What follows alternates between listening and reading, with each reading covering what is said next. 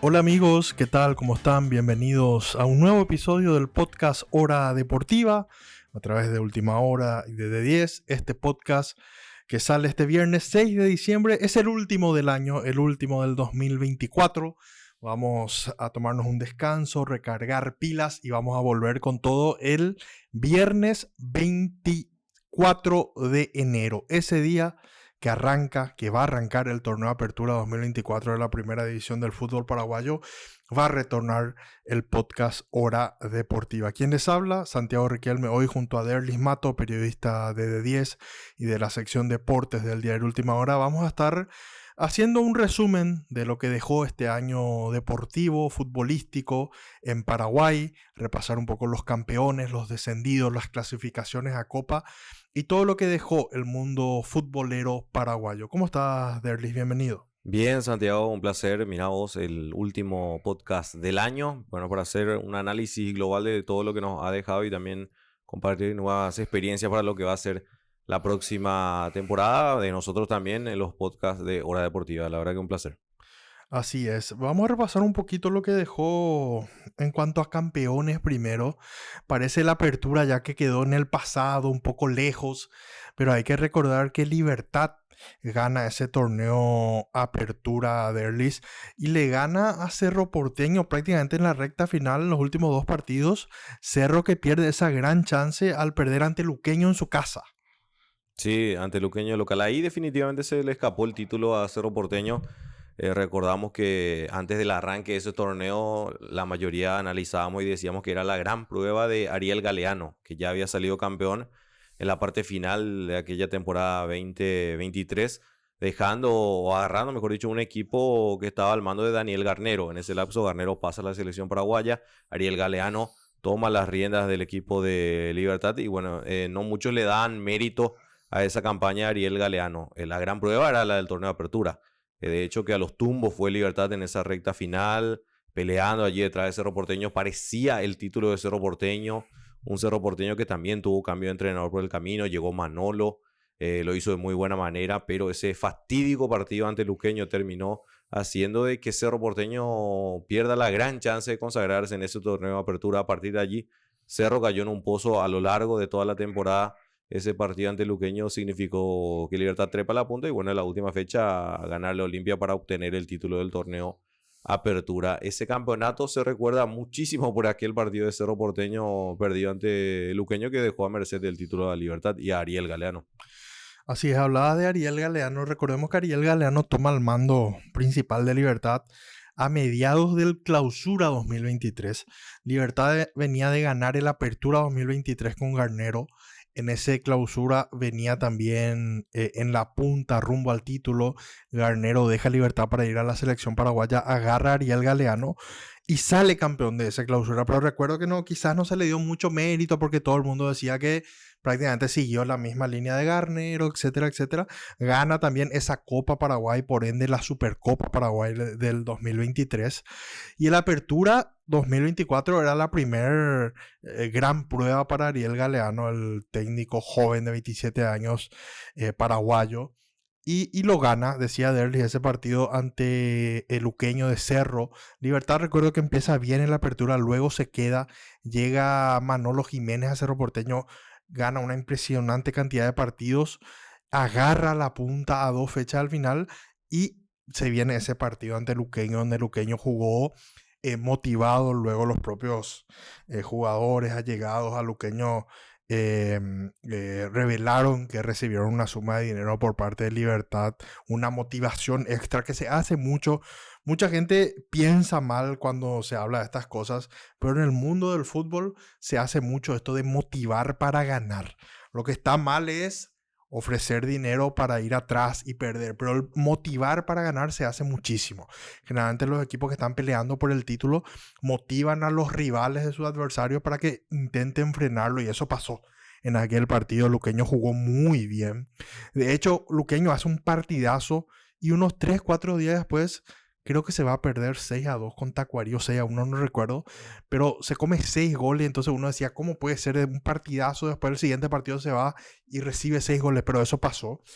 Y Libertad sale campeón con Ariel Galeano. Libertad cosecha su tercer título de forma consecutiva en aquel Apertura 2024.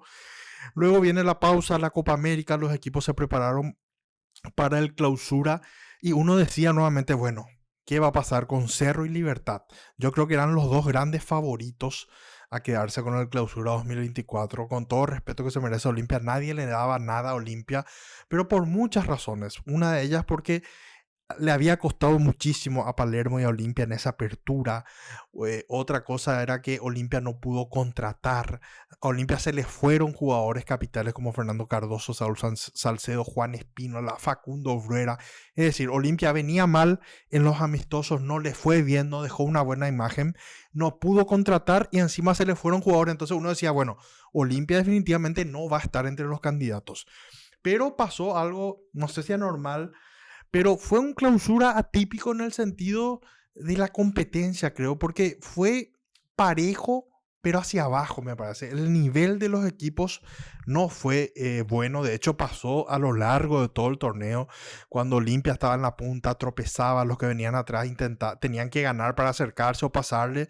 Y también tropezaban. Es decir, no había un equipo que brille y que marque la diferencia.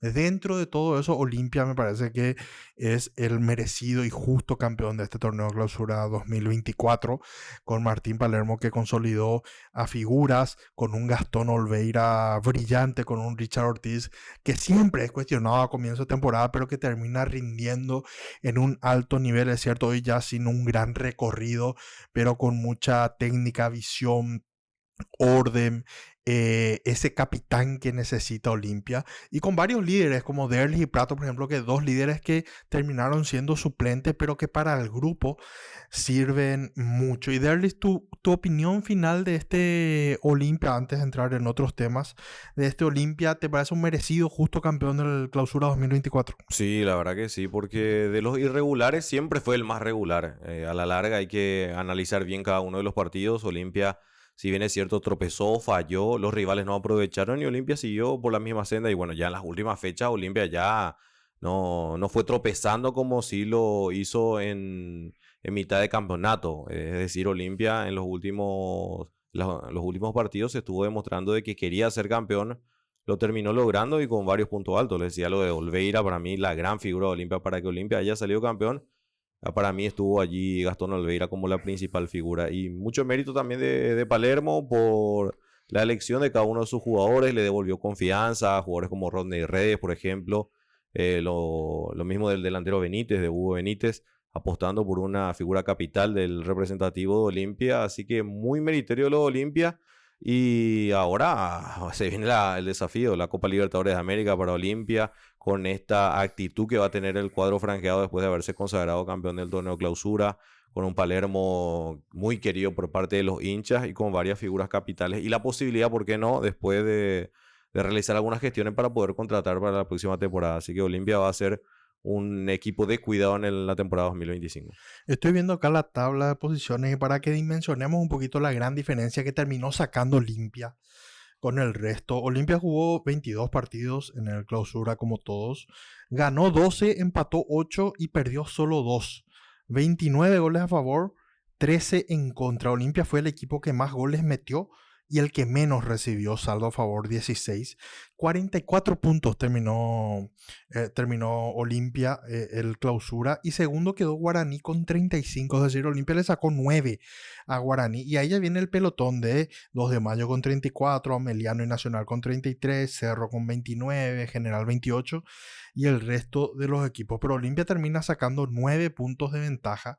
Y lo que uno decía en varios momentos del campeonato es que si Olimpia se ponía las pilas en ciertos partidos, el campeonato terminaba 6 fechas antes y no 2, como terminó. Olimpia termina ganando el título 2 fechas antes, pero Olimpia dejó escapar puntos increíbles a lo largo del torneo, donde si era un equipo realmente que brillaba, contundente, yo creo que estaríamos hablando de que el campeonato se le quedaba fácil 5 fechas antes.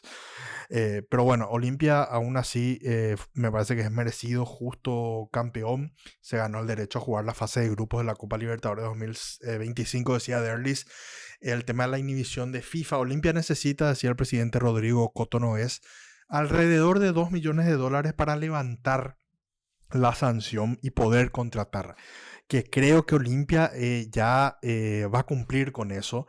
Me parece que de alguna plata, de algún lado van a sacar la plata, porque Olimpia ya no se puede dar el lujo de otro mercado de pases más sin contratar, y más teniendo en cuenta lo que se viene y por las declaraciones del propio presidente que decía, el sueño del olimpista es la Copa Libertadores. Es cierto, tenemos la obligación de ganar todos los torneos locales, pero cuando se trata de Copa Libertadores es diferente. Olimpia lo sufrió en el 2024 al no poder jugar en la Copa Libertadores, y vaya que lo sufrió, porque uno decía, si Olimpia jugaba en la Copa Libertadores 2024, yo creo que tranquilamente podría estar en el Mundial de Clubes que se va a disputar en el 2025, porque iba a tener la chance de tranquilamente superar a Boca, por ejemplo.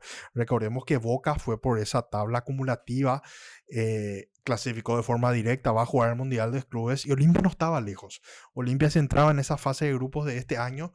Yo creo que, no te digo que tenía que llegar a semifinales ni a la final, pero octavo o cuarto metido Olimpia, yo creo que le pasaba a Boca en puntaje y se iba a ganar ese derecho a jugar el Mundial de Clubes sin tener que depender de que River, Flamengo, Fluminense sean los campeones. Entonces esa fue la falla de Olimpia hoy. Olimpia retorna a la competencia que lo vio 3 veces campeón de América, así que la obligación es otra.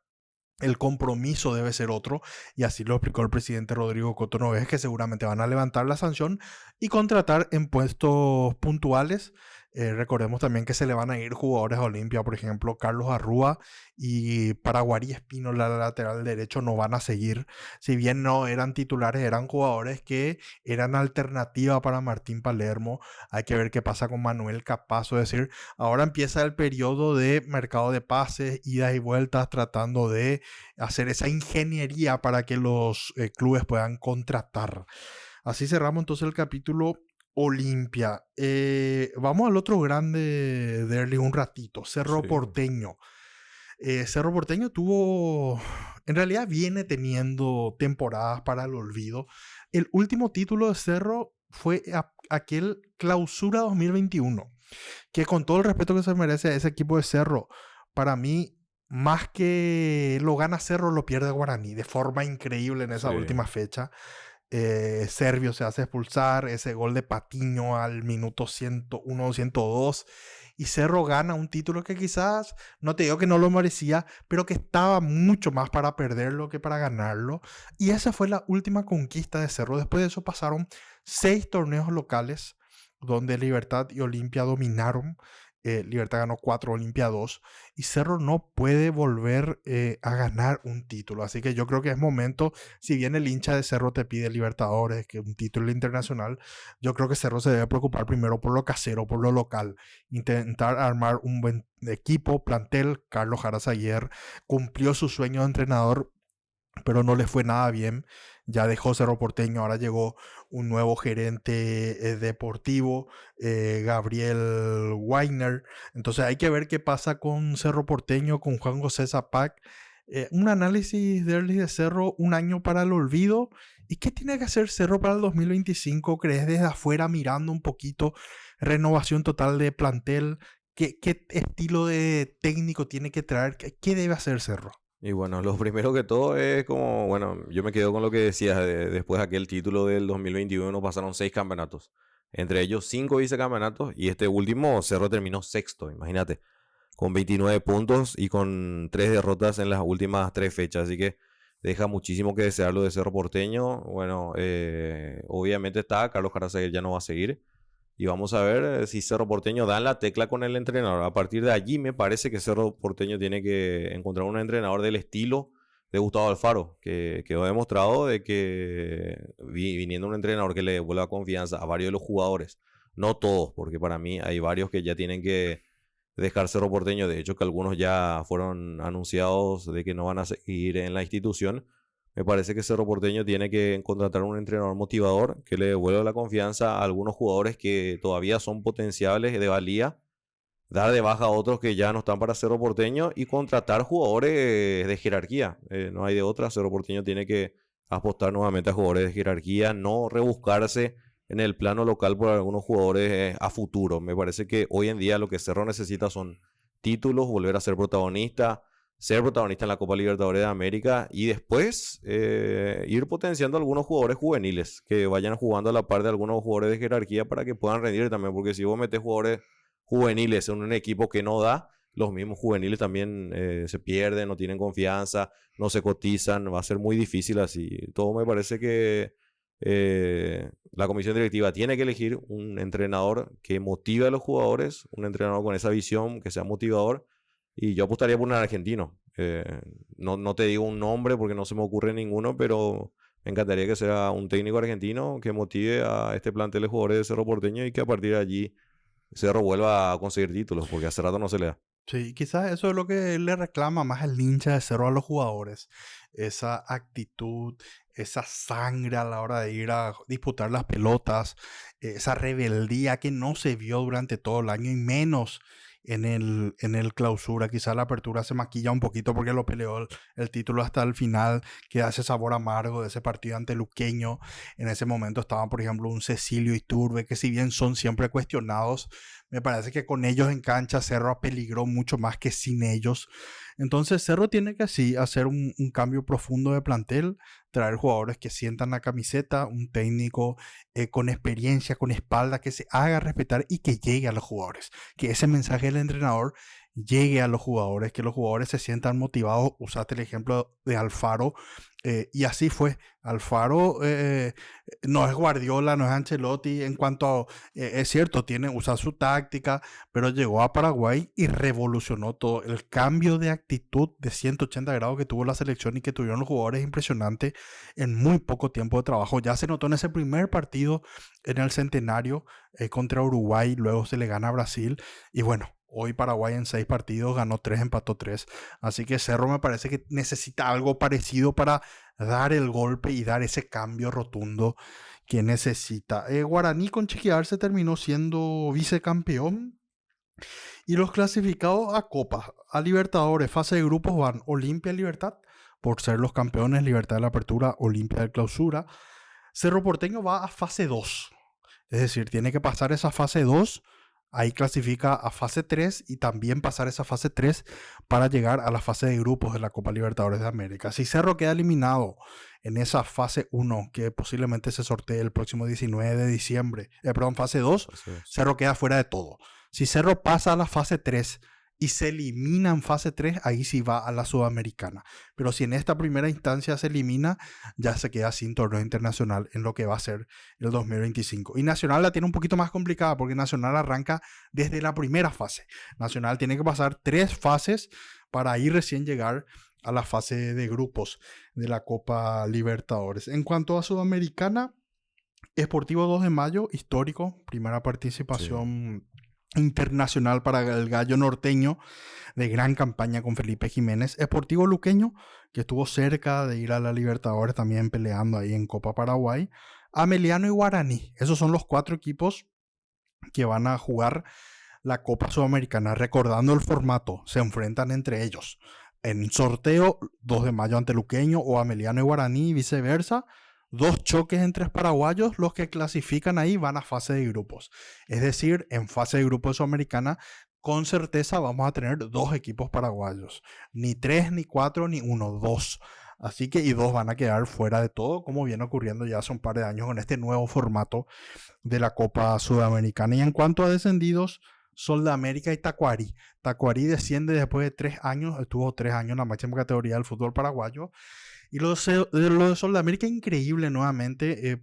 Como que parece que no aprendió la lección, tanto le costó, tanto sufrió Sol, la institución, el hincha solense, cuando descendió en el 2022. Ese 2023 hace una gran campaña en la división intermedia, se gana el derecho a jugar la máxima categoría nuevamente y vuelve a cometer, para hacer los mismos errores que lo terminaron condenando al descenso. Un Sol que tuvo un flojo apertura, una floja primera rueda de clausura y que cuando se quiso despertar y reaccionar con Roberto Tiburón Torres ya fue tarde. Y para terminar, los ascendidos, Recoleta y Atlético Tembetario, 2 equipos que ya estuvieron en la élite del fútbol paraguayo y vuelven alrededor de 25 años después a competir en la máxima categoría del fútbol paraguayo. De esta forma, estamos cerrando este último episodio del podcast Hora Deportiva en este 2004. Repetimos, nos volveremos a reencontrar el viernes 24 de enero. Ese día va a arrancar el torneo de Apertura 2024 del fútbol paraguayo. Un día antes, el jueves 23, se va a disputar la Supercopa Paraguay, correspondiente al 2024, pero que va a ser el primer partido oficial del 2025. Derlis, muchísimas gracias. Renata Caraballo también por la asistencia. A los oyentes por estar del otro lado y por acompañarnos a lo largo de esta temporada. Nosotros nos reencontramos, como dije, el próximo viernes 24 de enero. Gracias. Chao.